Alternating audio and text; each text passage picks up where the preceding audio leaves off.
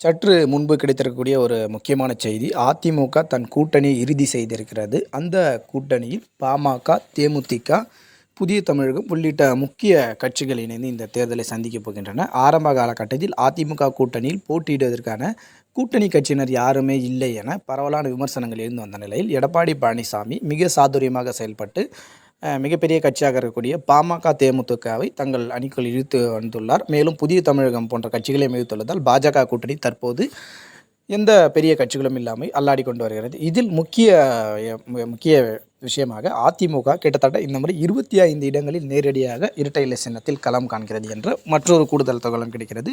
இந்த தகவல்கள் அனைத்தும் இன்னும் உறுதிப்படுத்தப்படாத தகவல்கள். ஆனால் முற்றிலுமான இந்த தகவல்கள் இன்னும் ஓரிரு நாட்களில் இந்த அறிவிப்பு வெளியிடுவதற்கான வாய்ப்புகள் அதிகம் என தெரிவிக்கப்படுகிறது. அதில் அதிமுக 25 இடங்களில் போட்டியிடுகிறது. அதிமுக போட்டியிடக்கூடிய தொகுதிகளும் அடையாளம் காணப்பட்டுள்ளதாக தகவல்கள் கிடைத்திருக்கிறது.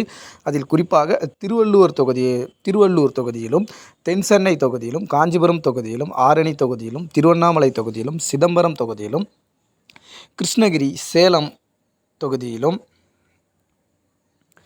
நாமக்கல், ஈரோடு, திருப்பூர், நீலகிரி, பொள்ளாச்சி, கரூர், மயிலாடுதுறை, பெரம்பலூர், நாகப்பட்டினம், மதுரை, தேனி, திருநெல்வேலி, கன்னியாகுமரி, சிவகங்கை, தூத்துக்குடி, கோவை உள்ளிட்ட இடங்களில் நேரடியாக அஇஅதிமுக களமிறங்கிறது. மற்ற இடங்களில் அஇஅதிமுகவின் கூட்டணி கட்சிகள் களமிறங்கும் என எதிர்பார்க்கப்படுகிறது. அதில் பிரதானமாக இருக்கக்கூடிய பாமக 7 தொகுதிகளை குறிவைத்திருக்கிறது. அந்த 7 தொகுதிகள் ஸ்ரீபெரும்புதூர், தருமபுரி, மத்திய சென்னை, கடலூர், அரக்கோணம், விழுப்புரம், திண்டுக்கல் உள்ளிட்ட 7 தொகுதிகளில் பாமக நேரடியாக மாம்பழம் சின்னத்தில் களமாடப் போகிறது.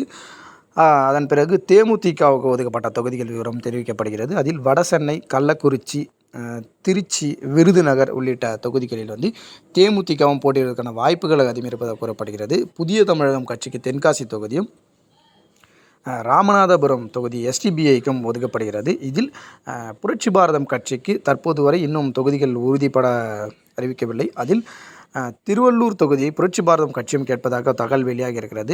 இந்த கூட்டணியை பொறுத்த வரைக்கும் அஇஅதிமுக பாஜகவை தவிர்த்துட்டு மற்ற அனைத்து கட்சிகளையும் ஒருங்கிணைத்து இந்த தேர்தலை எதிர்கொள்ள நினைக்கிறது. இதில் அஇஅதிமுக வலுவாக கருதப்படுகிற சேலம், கோவை உள்ளிட்ட இடங்களில் அஇஅதிமுக உறுதியாக வெற்றி பெறுவதற்கான வாய்ப்புகள் அதிகம் இருப்பதாகவும் கூறப்படுகிறது. தொடர்ந்து அரசியல் சார்ந்த காணொலிகளை தெரிந்து கொள்ள நம்முடைய சேனலை சப்ஸ்கிரைப் செய்யுமாறு கேட்டுக்கொள்கிறோம்.